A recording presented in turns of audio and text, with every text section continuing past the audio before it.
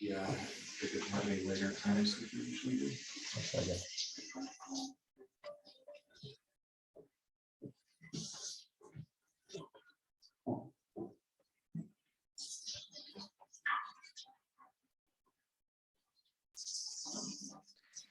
Okay, welcome everyone. I just wanted to welcome everyone to the open conversation about housing discrimination with Tony Milner. Tony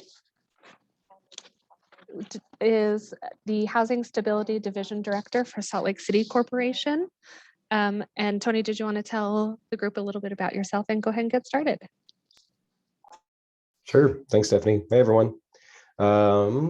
A little bit about myself. So I've been with Salt Lake City for the past 3 years, recently promoted to being the director of the Housing Stability Division.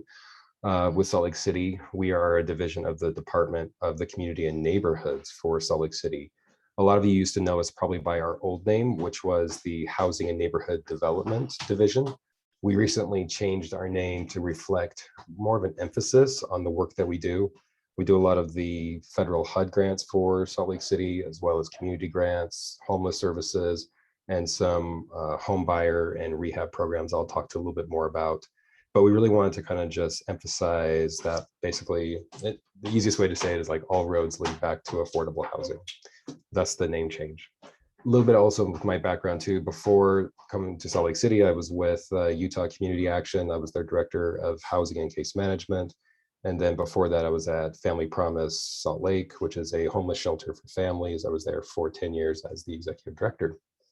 So that is a little bit about myself. We'll kind of just launch right into the discussion and kind of what to expect. Thanks everyone for joining today. Hopefully everyone can hear me okay.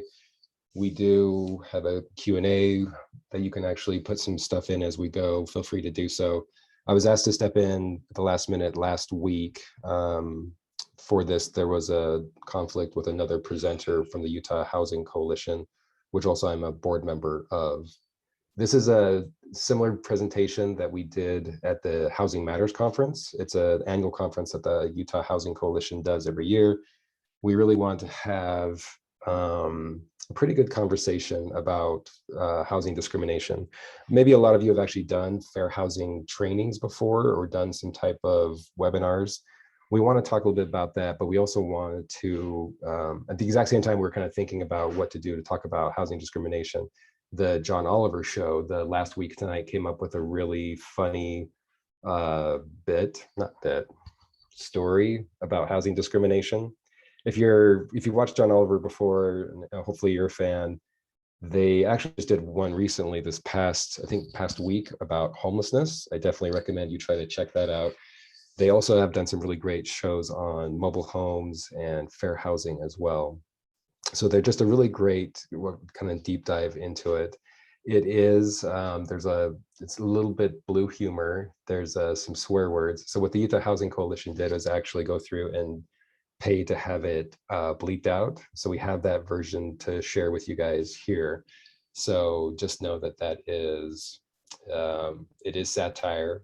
Satire is a way to kind of dig into, it's the use of humor, irony, exaggeration, or ridicule to expose and criticize, particularly the context of contemporary politics and other topical issues. Could you tell that I was reading a definition? You can also think of it too, comedy is another form of art to like look at kind of the wrongs of society. So I just want to kind of keep that in mind as we kind of watch this video. Again, swear words have been bleeped. I highly recommend you check out, maybe take notes of some of the references that are referred to, some of the authors, some of the research papers that are going to be cited as well. We're also going to be going through that towards the end and kind of go a little bit more in detail to provide that for you as well. I definitely want this to be a really good conversation. I'll tell you a little bit about what Salt Lake City has been doing, especially under the administration of Aaron Mendenhall and our council, to address inequities inside the city throughout all departments, but especially in housing as well. So I can't wait to tell you about that afterwards. But then again, through the Q&A feature, we'll definitely want to kind of answer as many questions as possible. And then Stephanie and Kelly can help out with that. So with that said, and I do feel like I really hope I have the right link. So Utah Housing Coalition sent this over to me, and I thought it was longer than 15 minutes, but the clip I have is 15 minutes. So in case it gets halfway cut off, we'll have to see, but we can definitely come back. Okay, well, with that said, I'm just going to kind of switch over to screen sharing, and I'm going to share actually the video.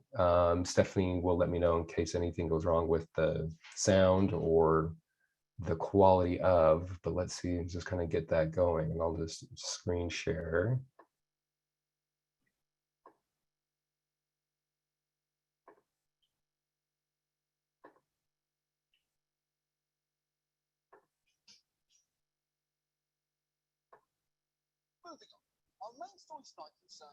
We can't see it. It's not screen shared.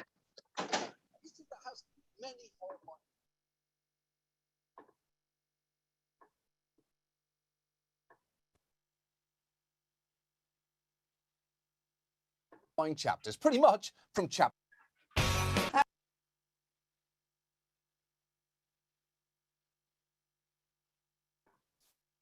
Okay. So that's where, so that's unfortunately, that's not the full video. And so I'm following the link to, let me stop sharing. Let me see if I can actually bring that up. I think you guys most got the majority of it too. And if also, Stephanie, you can double check the link that Francesca sent over, because it'd be fun to see the whole thing. Yeah, mine ends in the same place. Okay. All right. That's where we'll end it. I'm tempted to go to YouTube and show the rest of it, but the rest of it's not bleeped out. I'm sure you guys were having fun kind of like trying to like fill in the blanks with like images that were blurred or certain words that were blurred, but we'll try to keep this as clean as possible. Okay. Hopefully you guys have got to see that before. If not, I definitely recommend that you check out the full video that's available online for free on YouTube, etc. And sorry for whatever reason why we don't have the full video, but a little update for when this originally aired a few weeks ago, probably about 2 months ago is when this aired. It actually, the town in California, where they first started off the subject about Bruce's Beach, actually at the beginning of October, actually did officially return that beach, that property, over to the Bruce family. So definitely go and check that out. It's a great, and they're actually looking into more different properties that were improperly seized and what legally, ethically should be done about it. Whoops. I want to actually try to bring up the maps too that we're talking about with mapping inequality. We can kind of go from there. So you saw too, they really referenced a lot of the book from Richard Rothstein, who came out a few years ago. If you have a chance to read it, it's an extremely hard read because he did a fantastic job researching and just spelling it out so matter-of-factly of just where and why and complicity and state to state, border to border of all the different measures that were implemented to basically bar non-white individuals from owning homes across America. This happened in Utah, this happened in the West, it happened up until very recently. And it is, and I like that quote too. They were talking, the interviewer was talking with the historian from that town in New Jersey, and basically saying like, so wait a minute, so you're telling me that our community looks the way it is because of restricted covenants? And so you just have to kind of ask yourself to look around your own community, especially here in Salt Lake City, why are we the way we are? So let me see if I can show this map. This is through the University of Richmond.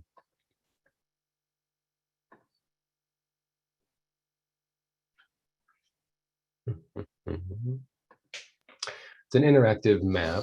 Hopefully you can all see that. So it basically goes everywhere. It grabs those old maps set up by Hulk. So we can jump in here to Salt Lake City, for example. And you can see here, let me see if I can zoom in a little bit, of just where the redlining areas were for Salt Lake City.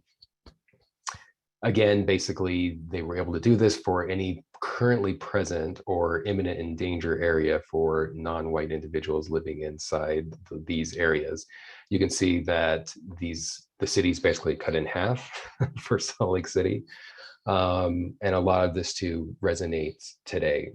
These maps are extremely interesting to dive into. It's extremely sad to see that the lines that were drawn up with these red line maps still line up today for racial demographics for the city.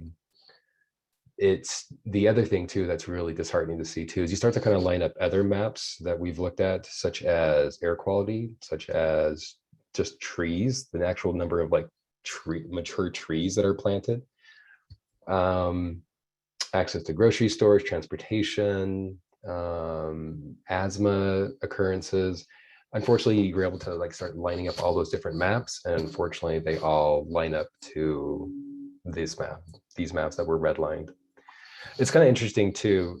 One thing that's kind of unique I want to point out is in Salt Lake City, well, and around the country too, most of the segregated parts of town and throughout America are always considered like the east side. There's like East St. Louis, there's East Oakland, there's all these different parts of like, and whenever there's like it's racially segregated parts of town, it's the east side. It was usually because, and researchers have done this, they've gone back and looked at the wind patterns. So the wind patterns for basically where the railroad came in, the railroad would come in, there'd be industry along the railroad, as well as the smoke from the railroad yards that would usually blow, because the wind patterns throughout the US are mostly blow east. So they blow east, and so they blow to the bad part of town. And so it was an air quality issue even in founding times.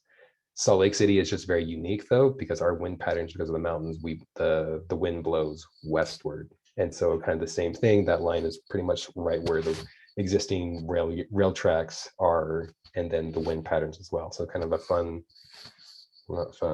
just an interesting fact though, about how we've segregated our communities.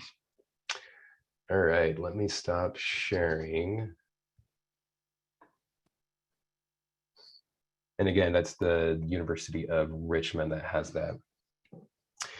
Okay, the full thing that was covered, this is not going to be an easy subject to dive into. This is not, you saw from the level of uncomfortability about this, it's not comfortable for me to talk about. I'm going to trip over my words. I'm by far not an expert. This is just something that I care about greatly, and I also care about greatly about understanding, but then also too then about action of what we can actually do. I feel Salt Lake City and Utah in general, we are very giving. We're very open. It's great to see that. I feel we have a history of that, or at least we feel that we have a history of that. Recently, with Governor Cox kind of welcoming in the new Afghan refugees, it's great to see that, and I kind of wish there was more of that, and I feel that more of that spirit, that's kind of who we are. Utah is not unique with or like not exempt from restricted covenants. Up until just very last year, we still had restricted covenants listed in our state code that basically barred non-white individuals from home ownership. It was Representative Winder with House Bill 374 that basically went in and just kind of did a blanket, like anywhere in Utah code that has restrictive covenants based on race is void. So that was just last year here in Utah, where we just gone through and kind of updated our code. So again, it's restricted covenants.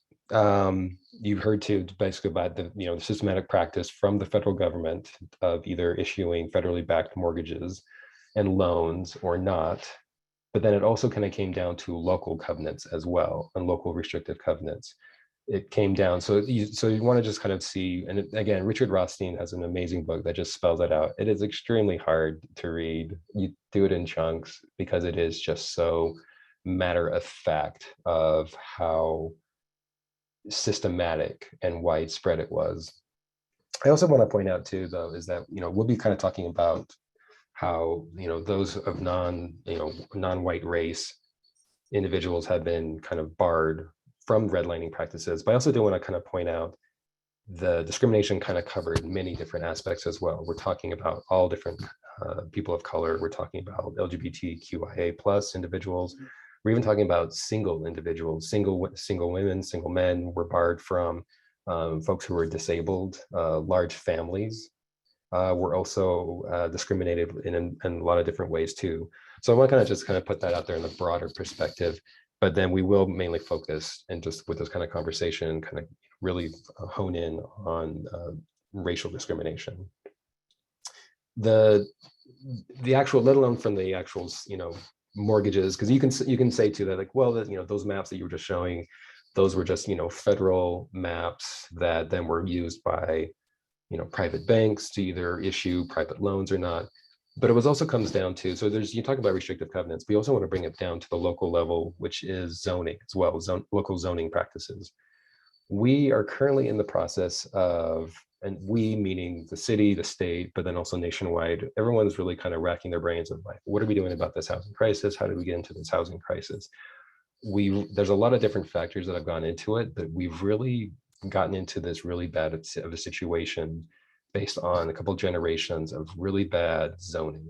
We basically zoned the urban areas just for multifamily, high density, residential, and then everything outside of our urban centers as single family only. We used to do a really good job of actually doing what's considered mixed income housing. Good examples here in Salt Lake City are the Avenues, but then also Sugar House. And it's great to actually walk down those communities, get out of your car and walk around those communities. And it's great to see how you'll have a mansion right next to a duplex, right next to a small family home, to maybe to a larger single family home, to an apartment building, to another mansion, to a corner store. And you have that range. And so that way it's not just all mansions, it's not just all single family homes, it's not all multifamily. It's what's been considered now is like the missing middle. All those the cottages, the duplexes, the fourplexes, all of those have been through poor and probably racially motivated zoning at the local level. It basically said, let's just keep all multifamily down in the urban cores and all single family. There's a lot of issues with that. We are trying to now realize that it's so hard, it is extremely hard to make that jump for a homeowner, a new time homeowner, to be paying rent, but then save up enough to then get into single family home ownership. Where it would be great to have some of that missing middle to do some of those steps for condos, duplexes, et cetera, et cetera. So to get into that. So that's just something I want to talk about too, of the fact of what zoning has done, and then also what we'll do. And I'll talk a little bit about what Salt Lake City is doing to correct some of that zoning practices. So again, too, I really want to make sure that we're trying to get a good understanding, but then also I want us to be positive. I don't want this to be just a big bummer of a conversation. I do want to make sure that we're trying to cover as much positive as well, or just basically actionable items of what we can do.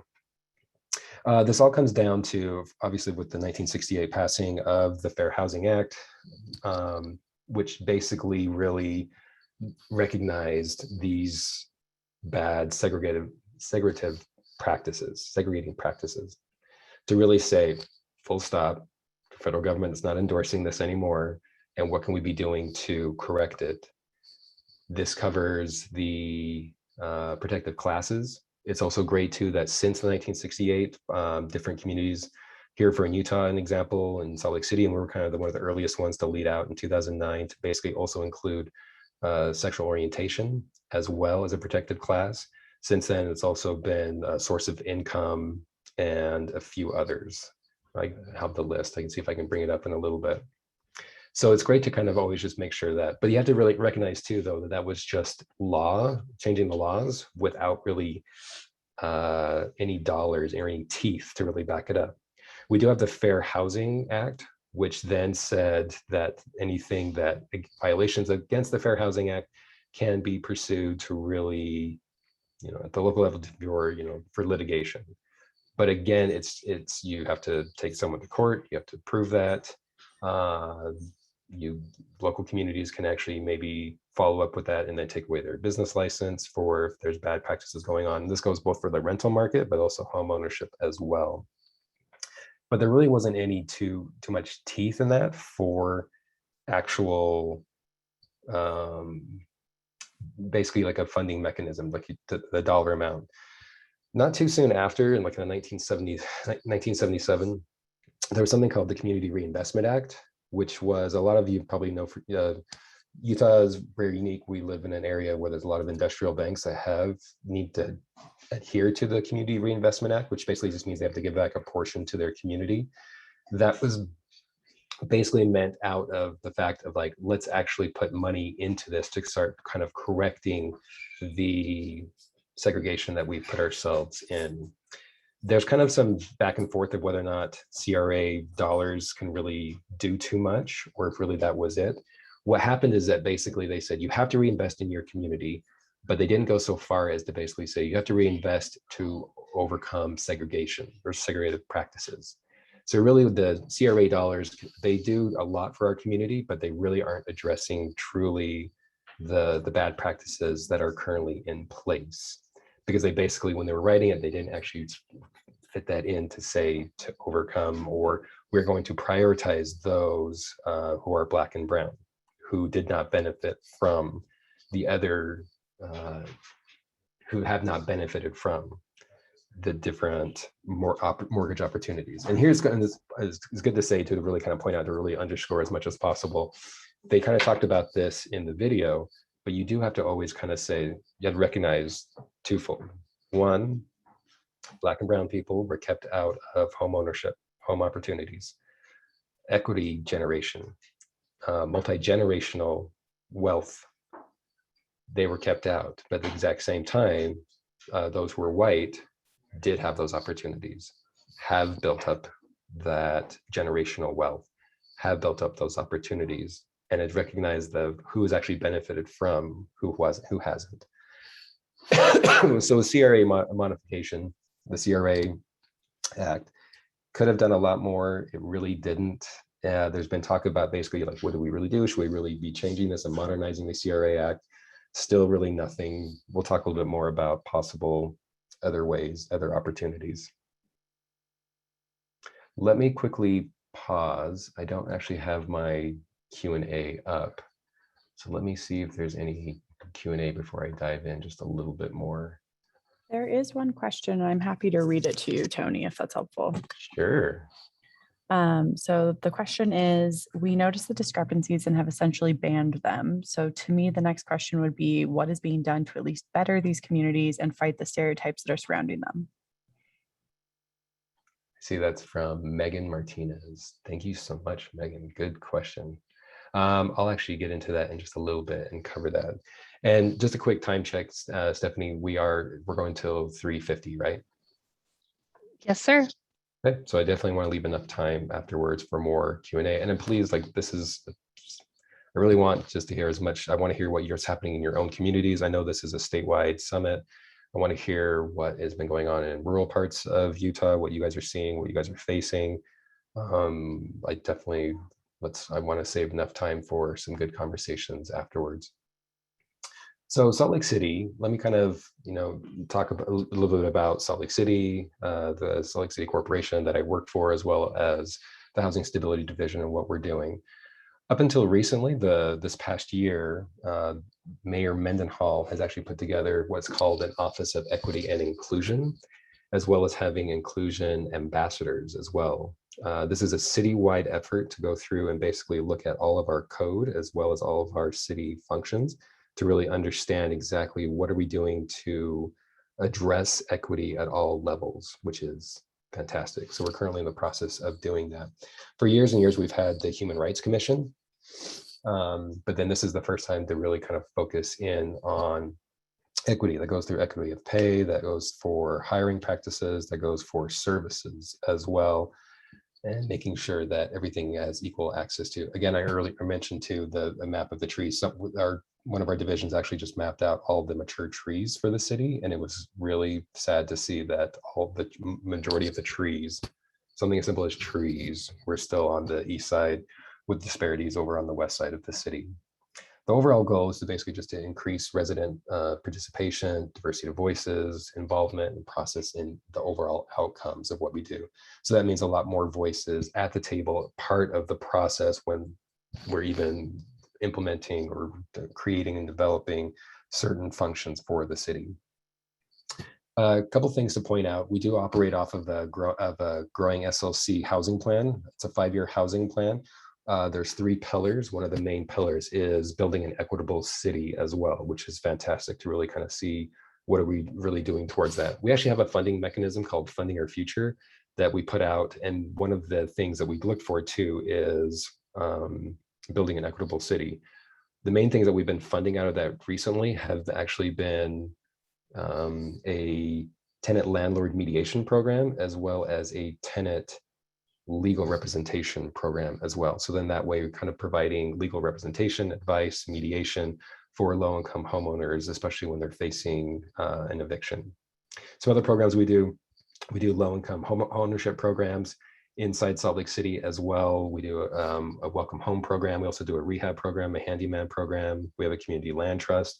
We're also starting up an RDA West Side Community Land Trust, as well as the Inland Port Set Aside, which is should be set aside for new home ownership opportunities as an impact from the Inland Port as well.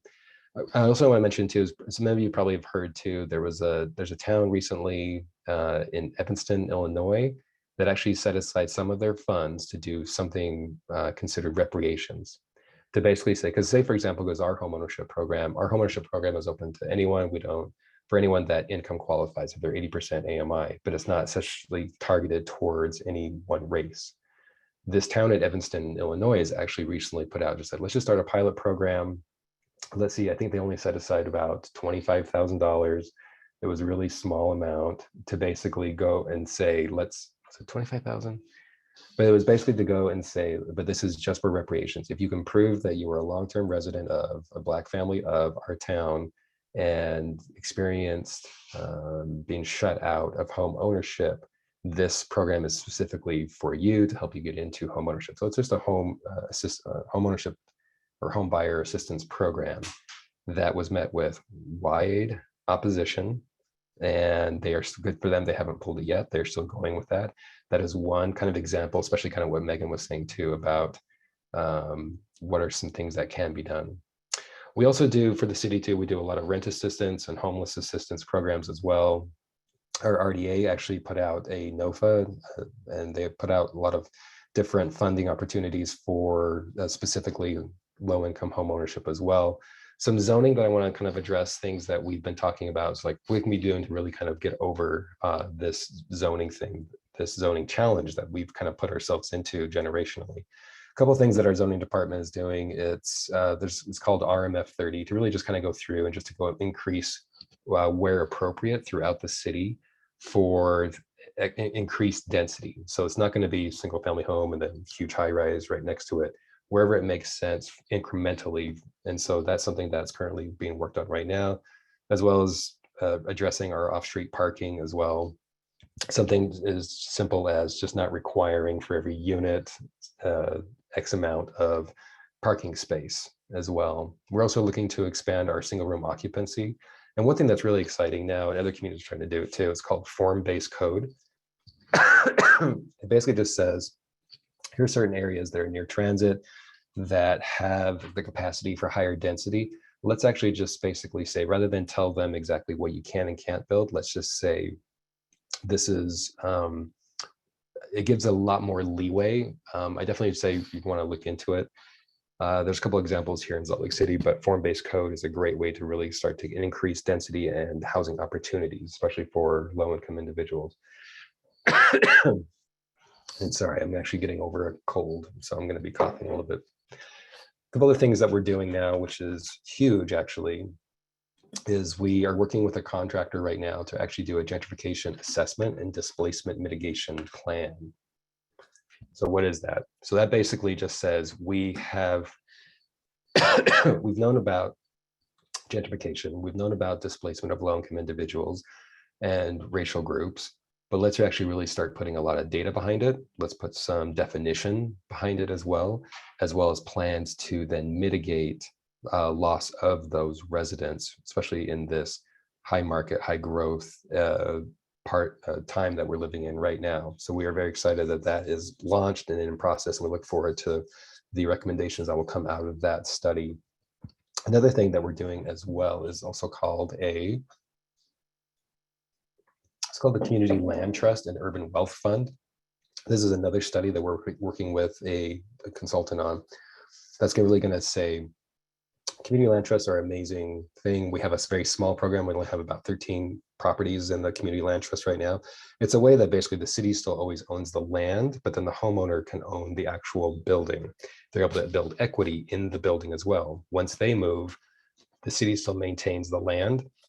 The building then gets resold to another low-income eligible household. So that's a great way to, so basically we're having affordable housing in perpetuity. And so it always stays within the land trust while homeowners are able to get their foot in the home buyer market, build up equity to then take on someplace else. The most important thing, I see there's a couple of questions I want to get to. So one of the most important things that we're doing with Salt Lake City, which is recent, but is really extremely important, is really just to assess and look through all of our data and how it aligns with the racial makeup and any possible inequalities in our services. This is basically saying that if we do a rent assistance program, if we do a home ownership program, let's line that up against the actual racial makeup of the city, and are we proportionately or disproportionately serving or not serving any groups? We're currently in the process of doing that. We're finding some great things. For example, the city recently received a CARES Act and American Rescue Plan Treasury dollars for emergency rent assistance program. Going through that data, we actually realized too that there wasn't the length of time for the applications, as well as the dollar amount, as well as the actual number of people being served for that were American Indian and Native American, didn't line up with proportionately. So then we were able to kind of course correct a little bit, work with some providers to basically say, can you help get the word out to these communities, because it's disproportionate. It's taking longer for their applications to go through. They're not getting as much dollar-wise for those rent assistance. So that's just kind of one quick example. So let me kind of jump to some of the questions. So what about making the application process easier for providers and clients for the HUD-based or Medicaid-based housing program? The applications are so time-consuming, and most homeless mental health clients do not have documents or patience to have numerous evictions and larger criminal histories. Excellent idea, excellent comment too. And it sounds like you either experienced this or work in this field as well. I'm a big advocate for expungement. There's a small movement in Salt Lake City and the Utah Bar Foundation. Salt Lake County was leading it out for a little bit, but then more expungements to then kind of free up those individuals. But then I completely agree too about making the process easier, especially those with mental health needs. Do you think the right to legal representation for attorneys should be granted the same for evictions as it is the criminal justice system? So there's a movement across the country called Right to Counsel. And so this is kind of what this comment is getting towards. New York's been doing it for a while. There's been some other communities as well. And we are doing it. We've been doing it for the past couple of months with People's Legal Aid. So they actually are offering legal representation for those needing representation. Because if you go to eviction court, you can actually retain your own attorney. There's also some low-income legal representation, legal assistance resources out there, but then it's kind of hard to get into. And so we want to try to increase it as much as possible to at least make sure that it's not court ordered, to give the individual more time, or to prevent the eviction so they're actually able to stay there, to give them more time so they can access services, they can work out whatever difference is going on with the landlord to work that through. And so there is starting to be more to recognize the fact of the value of. So to the question is, should it be? It's more of just we're kind of getting to that point, recognizing the value of normally. And I sat through one time in eviction court in West Jordan, where it was just basically, you have the professional attorneys who represent the landlords. They're here with a huge stack. They run through their files, and there's maybe a handful of people who kind of come in. They're very confused by the process. So we're trying to balance that as much as we can.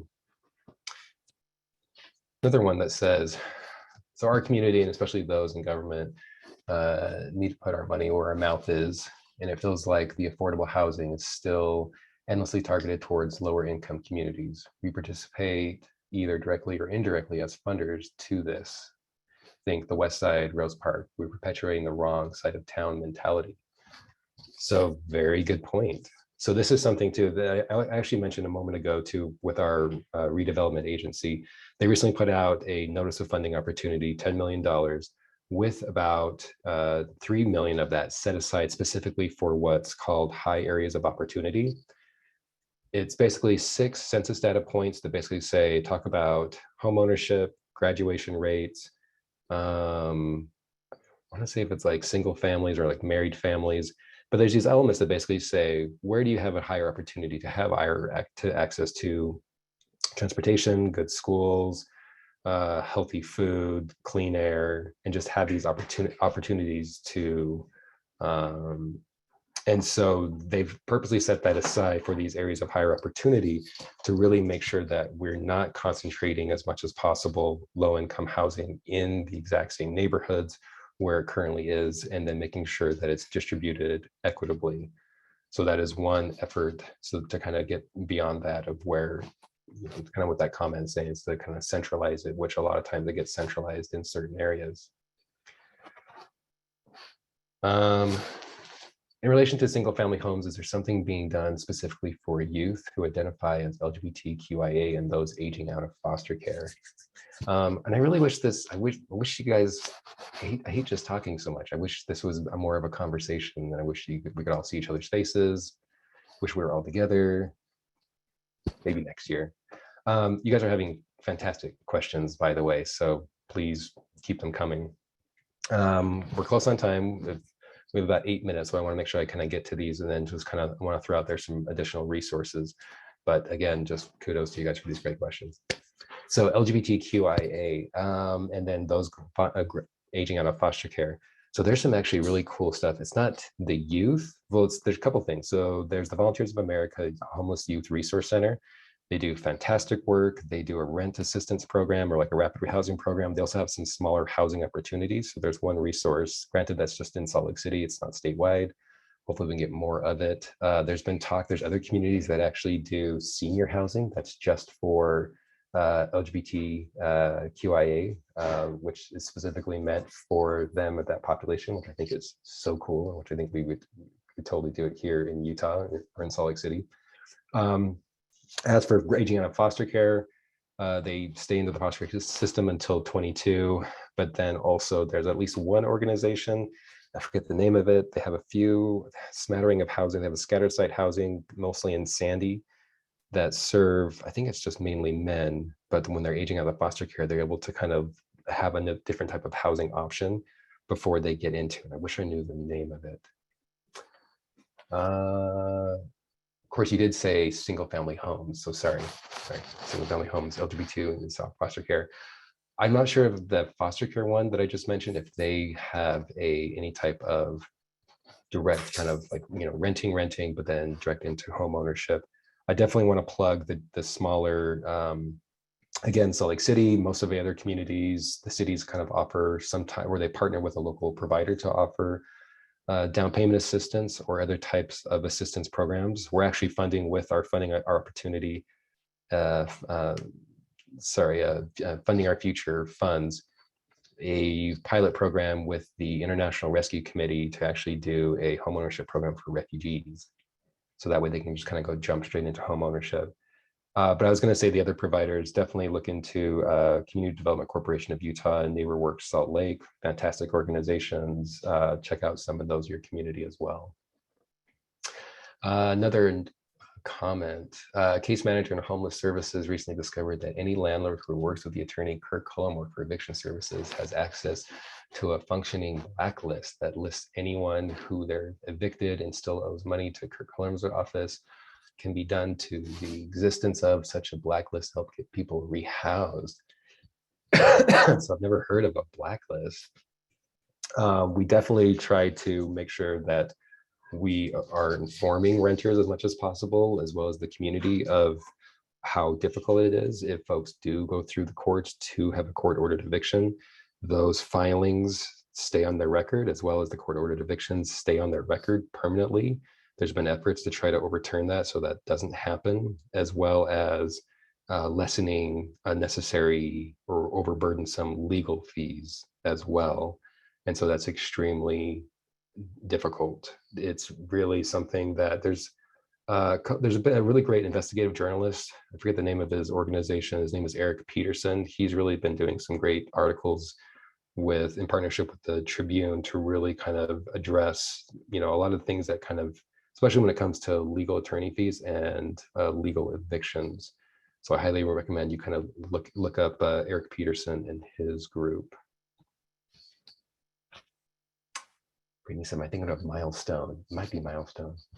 So I think it's the Milestone program for their youth graduating. Oh, look, you guys are so awesome.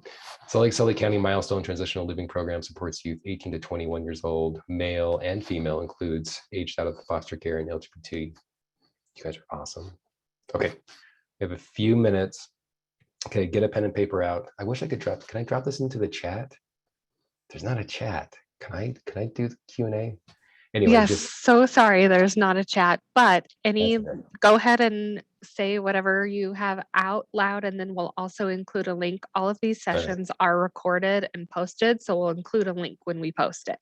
Okay, perfect. Okay, get a pen and paper or jot this down on your computer. Okay, a couple of books recommendation. This is your reading list for the next couple of weeks, months. If you always just like start buying Christmas gifts for friends and loved ones and coworkers. One book, The Whiteness of Wealth, How the Tax System Impoverishes Black Americans and How We Can Fix It, by Dorothy Brown.